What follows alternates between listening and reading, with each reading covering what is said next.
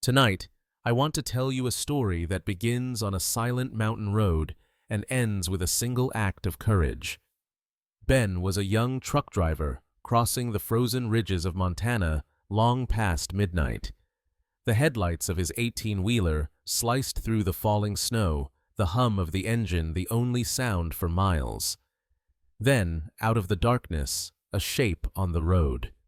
He slammed the brakes, tires skidding over the ice. For a moment, the world went white. When the truck stopped, Ben leaned forward, squinting through the windshield. Under the glare of the headlights lay something motionless. A gray wolf. Its fur was dusted with snow, one leg twisted unnaturally, chest rising in shallow breaths. Ben froze. Every story he'd heard said wolves were dangerous killers of livestock, threats to travelers. But those eyes looking back at him weren't filled with fury. They were filled with fear and pain.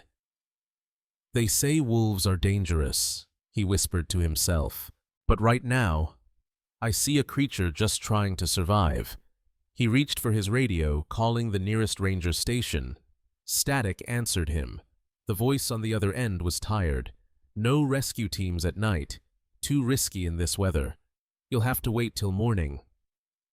Ben stared at the wolf, then at the endless road ahead. He could drive away, pretend he never saw it.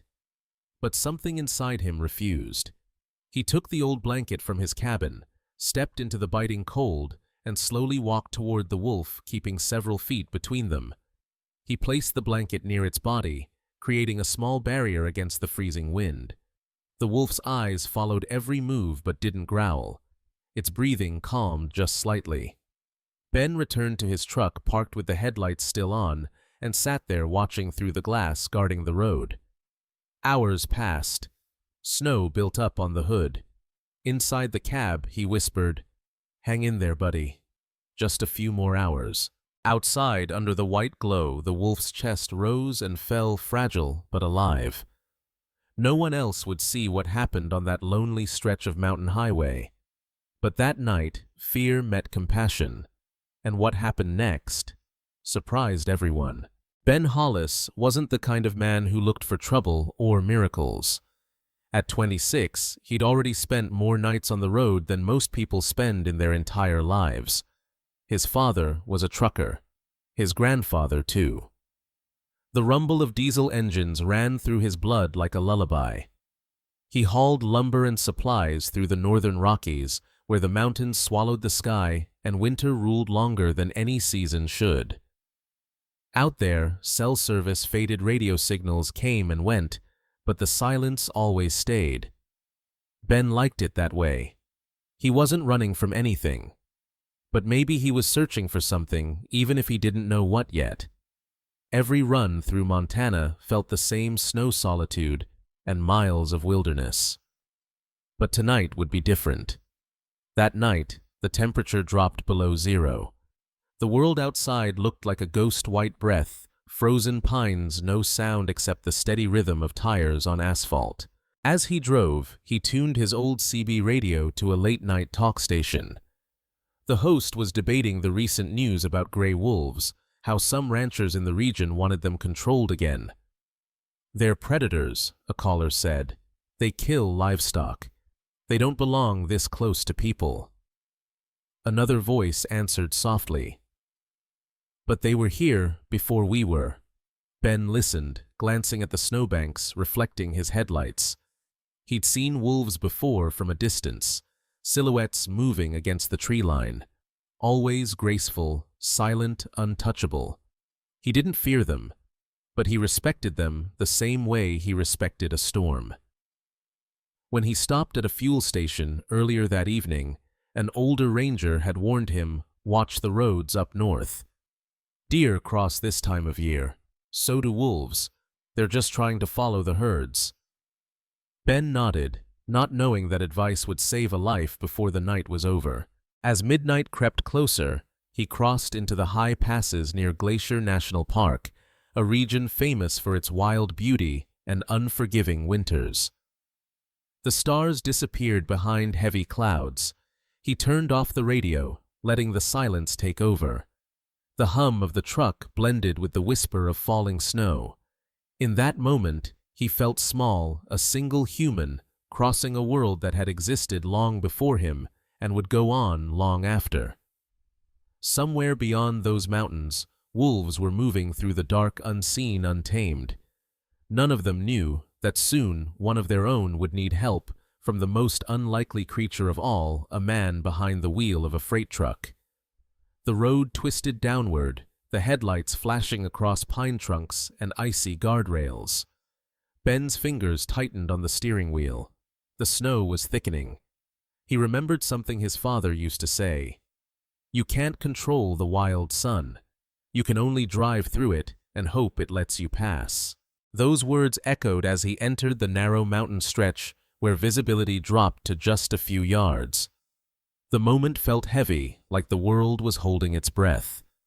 A mile ahead through the blur of snow, something dark was waiting on the road. That's where the story truly begins. The curve of the highway narrowed between two cliffs, and the snowfall thickened into a white curtain.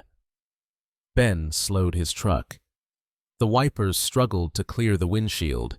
He leaned forward, eyes searching through the storm. Then, a flash of movement. Something dark on the shoulder. A shape collapsed in the snow. His foot hit the brake. The truck slid slightly before grinding to a stop. The engine's hum echoed into the emptiness. For a few seconds, Ben just sat there listening to the silence pressing in from every side. His heart pounded. He opened the door. The wind tore through the cab like a wild animal. "Hello," he called, voice muffled by the snow.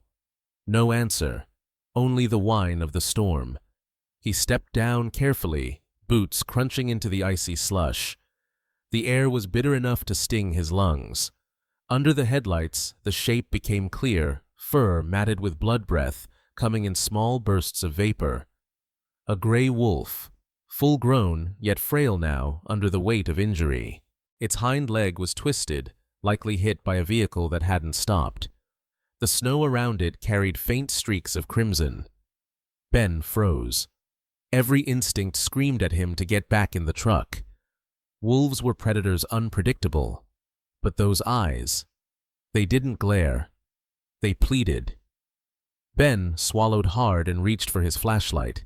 The beam trembled slightly in his hand. He crouched, keeping several yards away, studying the animal. The wolf lifted its head weakly, its gaze locked on him. Neither moved. The world around them vanished into the sound of the wind. Ben spoke softly, more to calm himself than the animal. "Hey, easy there. I'm not going to hurt you." The wolf blinked slowly. Its ears twitched, but it didn't growl. Ben pulled out his phone, dialing the ranger station. "Yeah, this is Ben Hollis, Route 93 near Glacier Pass. I've got a wolf down, looks like it's been hit." Static filled the line before a weary voice answered. "We can't send anyone tonight, son. Roads are iced over. Closest team is in Kalispell, earliest daylight." Ben looked around. The road was empty, visibility poor. "So what do I do till then?" "Keep distance. Don't touch it. Don't provoke it. If you can leave your lights on so other drivers see the area, that's the best you can do." The call ended. The signal vanished into static. Ben sighed, wiping frost from his beard. He turned back to the wolf, still lying half-buried in snow. He went to the back of his truck, grabbed an old wool blanket, and carefully spread it on the ground a few feet away from the animal to block some of the wind. The wolf's eyes followed every movement, but there was no aggression, only exhaustion. "All right, buddy," Ben muttered, stepping back. "That's all I got." He climbed back into his cab, leaving the headlights shining toward the scene. Inside, the air smelled faintly of diesel and cold coffee. Minutes stretched into hours. Snow gathered on the hood. Every few moments, Ben would glance outside, watching for signs of life.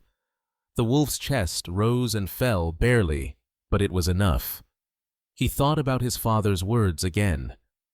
You can't control the wild. You can only drive through it and hope it lets you pass. Tonight, he wasn't driving through it. He was part of it, and he couldn't bring himself to leave. The night deepened. The temperature fell below to 10 degrees C. Frost climbed up the inside of the windshield.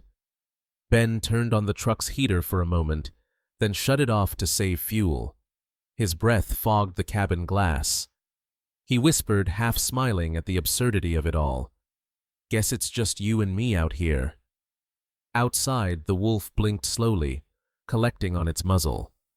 The sound of the wind filled the world, and somewhere inside that storm, a fragile thread of trust began to form. The night dragged on, the kind of night that tests both man and beast. Inside the cab, Ben kept his eyes on the silhouette lying just beyond the beams of light. The wolf hadn't moved much. Snow had almost covered the blanket now, forming a pale cocoon around its body. Every half hour, Ben wiped the inside of the windshield with his sleeve, making sure he could still see. The heater ran low. Fuel was limited. But he didn't care. Something about leaving that animal alone in the dark felt wrong. "Come on, buddy," he whispered. "You've made it this far." Outside, the wind howled through the mountain pass, a sound that carried both danger and loneliness. Sometimes in the distance, Ben thought he heard another howl echo faintly back far away, maybe a pack calling across the valley. He wondered if the wolf could hear it too. Hours passed. The clock blinked 3:27 a.m. Ben's eyelids grew heavy, but he fought the fatigue. He sipped cold coffee from a dented thermos, fixed on that faint, steady movement of the wolf's chest. Every small rise and fall was proof of life. At one point, he opened the window just enough to toss a few pieces of jerky onto the snow near the blanket. The scent drifted toward the wolf. For a long while, nothing happened. Then, a twitch. The wolf's nose moved, sniffing weakly. It didn't eat, but Ben saw a flicker of awareness return to its eyes. He smiled. Good sign. Minutes turned to hours. The blizzard softened into a quiet drizzle of snow. The clouds began to thin, and faint moonlight painted the world silver. Ben stepped out of the truck again, boots crunching softly on the ice. He adjusted the blanket, reinforcing it with another tarp from the cargo bay, making sure the wind didn't tear it away. The wolf stirred faintly, its breath visible in the cold air. It looked at him again, not as prey, not as threat, but simply as another living being sharing the same brutal night. Ben knelt, staying several feet away. "Hang in there, old boy. Morning's coming."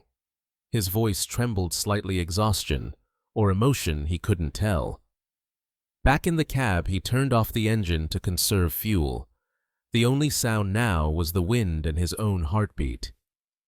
Somewhere between wakefulness and sleep, Ben began to imagine his father's voice again. "A man's worth ain't in what he carries. It's in what he can't drive past." That line stuck to him like frost on glass. As dawn approached, a pale blue glow crept over the mountains. The snow glistened. The wolf was still alive, barely, but alive. Ben turned the key. The engine coughed to life again. The sound startled a raven perched on a nearby pole. Then, through the mist of morning flashing lights, appeared orange and white. The wildlife rescue truck. 2 officers in park ranger coats approached cautiously. Ben jumped out, waving them over. "Over here! He's right here!" The older ranger knelt beside the wolf, assessing the wound.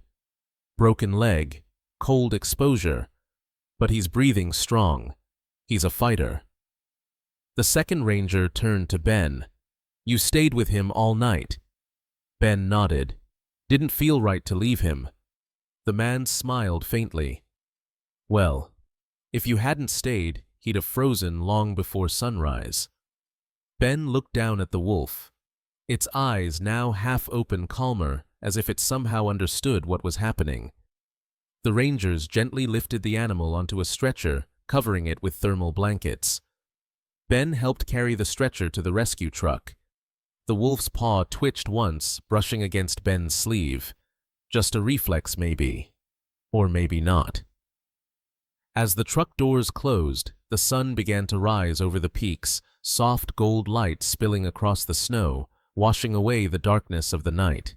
For the first time in hours, Ben allowed himself to breathe. He stood beside his truck, hands shoved in his pockets, watching the rescue vehicle disappear around the bend. He didn't take any photos, didn't post it online. Some moments aren't meant for the internet. Some are meant just to be remembered by those who were there. Fear made me stop. Compassion made me stay. 2 weeks later, the snow had started to melt off the lower hills of Montana. The roads were clear again.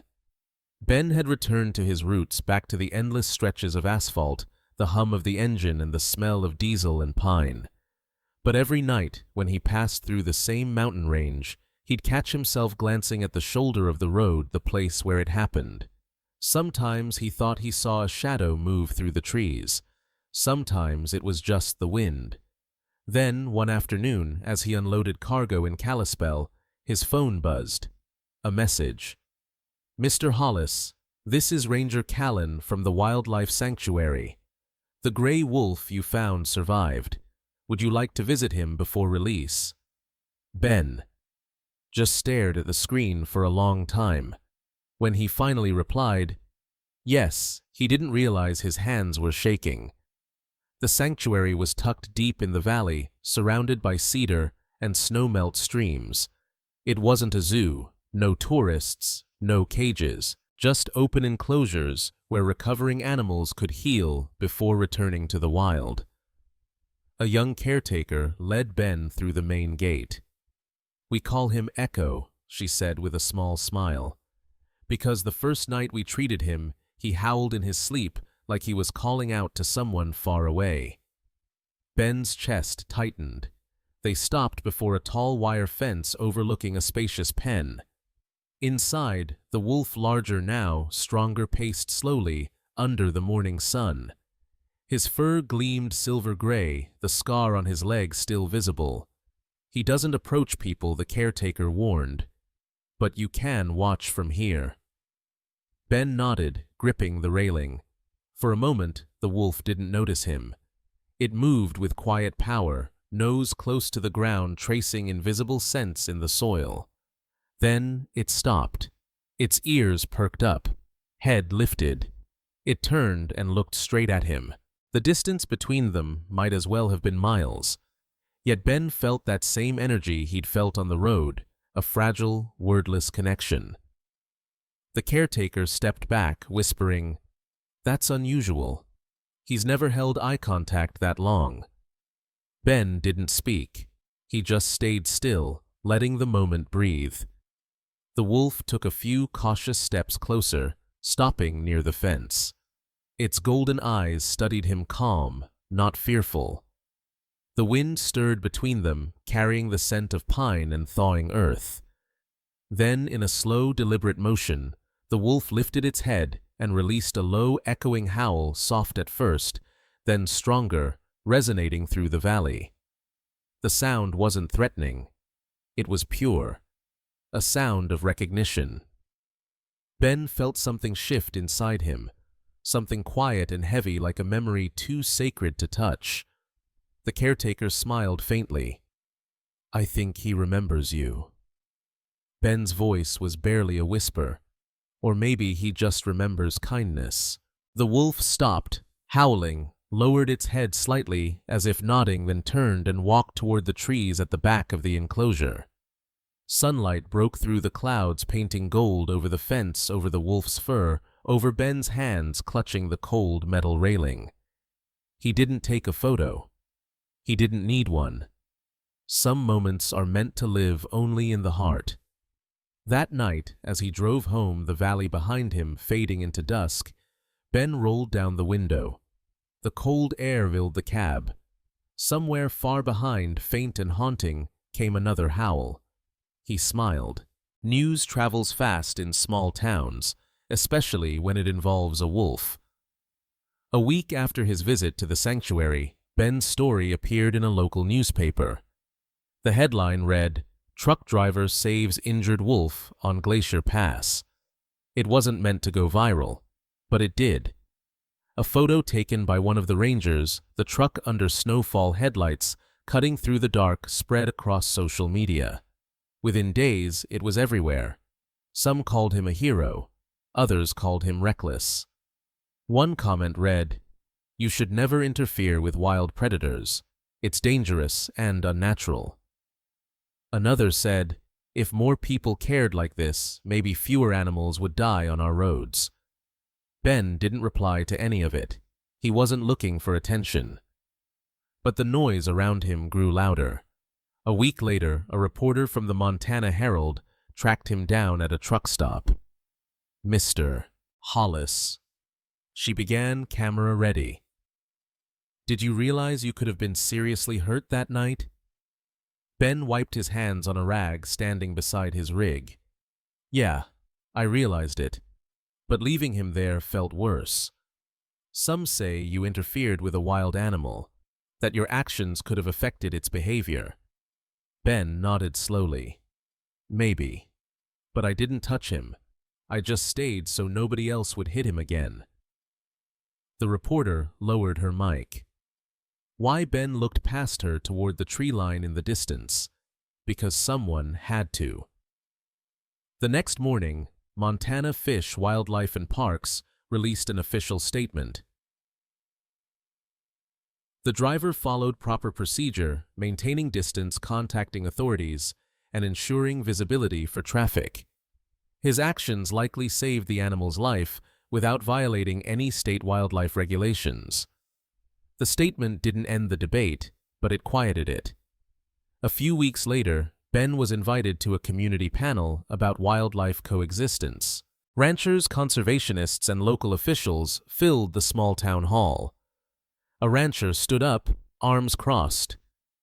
"You folks keep saying, 'Save the wolves,' but they're the reason my cattle keep disappearing." A conservationist answered, "Wolves control deer populations, which helps prevent overgrazing. We need balance." The argument went back and forth, science versus fear, economy versus ecology. Then someone pointed to Ben in the back row. "You're the trucker, right? What do you think?" The room fell silent. Ben cleared his throat. He wasn't used to public speaking. "Look," he said, "I'm no scientist. I just drive through those mountains for a living. But that night I didn't see a monster. I saw an animal that got hit like a dog would or a deer would." He paused. It wasn't about saving a wolf. It was about not walking away. The hall stayed quiet. Even the rancher lowered his arms. Ben added, "Maybe it's not about choosing sides. Maybe it's about choosing moments when we decide if we're part of the problem or part of the world we keep driving through." Applause broke out, quiet at first, then steady. Outside after the meeting, one of the wildlife officers approached him. "You know," she said, "most folks who call us are panicked. You didn't panic, you just waited. That made all the difference." Ben smiled. Guess patience isn't just for truck drivers. Later that night, back in his cabin at the edge of town, he turned off his phone. The news cycle had already moved on. But for him, the story wasn't over. Because somewhere out there in the dark forests of Montana, Echo, the wolf he'd once watched through the glass, was learning to run again.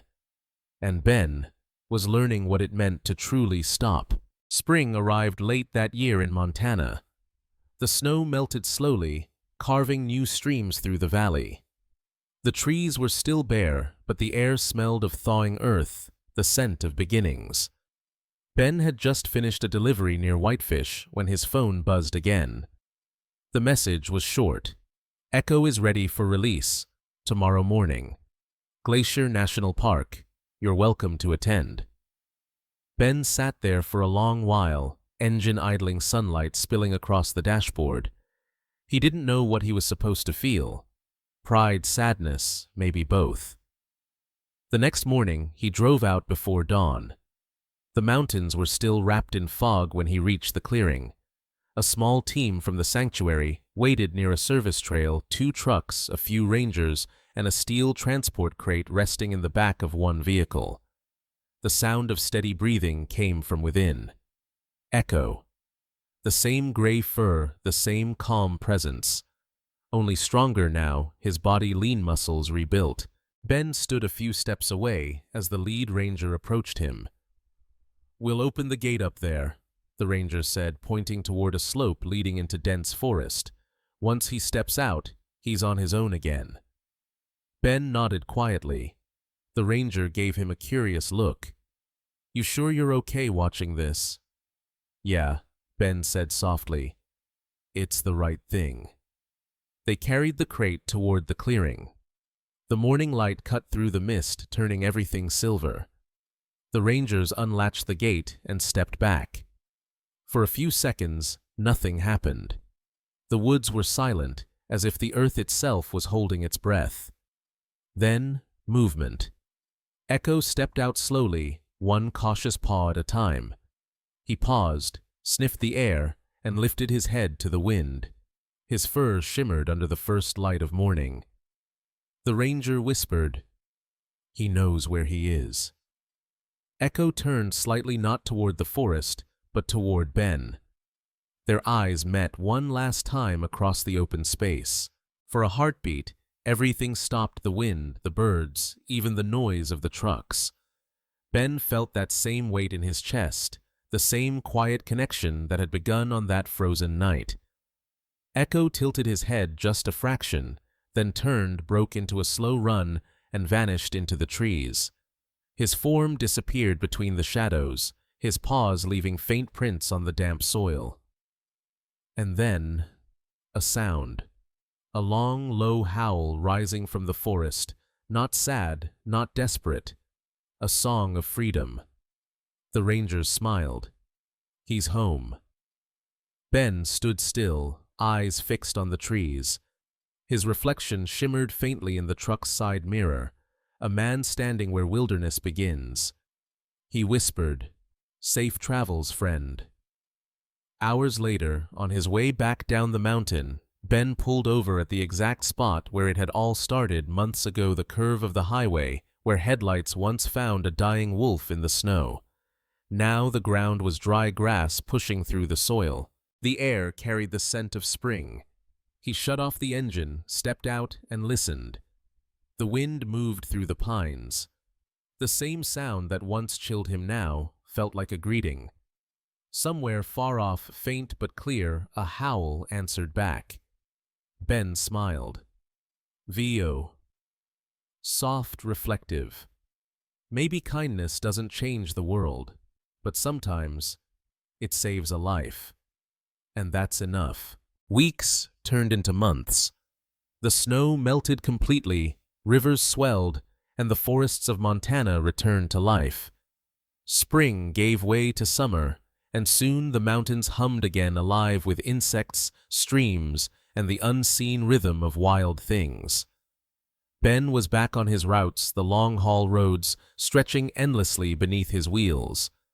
Life, it seemed, had gone back to normal. But something had changed. Every time he passed through Glacier Pass, he slowed down just a little. Not out of fear, but out of respect. Sometimes he rolled down the window, listening for sounds carried by the wind. Sometimes, if the night was still, he thought he heard it, a single distant howl drifting from the tree line. He never told anyone. Some stories weren't meant for words. One evening, he stopped at a rest area overlooking the valley. The sun was setting, pouring gold and amber across the peaks. He stepped out, resting his hands on the hood, breathing in the scent of pine and diesel. The world felt both enormous and intimate, a balance of steel and soil, man and wild. He thought about everything that had happened the night of the storm, the fear, the decision, the rescue. And that moment in the sanctuary, when the wolf had howled, not in warning, but in memory. He realized something simple. We don't choose the moments that change us. They choose us. And once they do, we can never look at the world the same way again. Back home, the newspaper story had long been forgotten. The internet had moved on. But for those who knew the valley, the truckers, the rangers, the townsfolk, the tale of the man who stayed through the storm became a quiet legend. They called him the driver who waited. Sometimes new rangers would mention him when training volunteers. If you ever find an injured animal, remember, patience saves more than courage.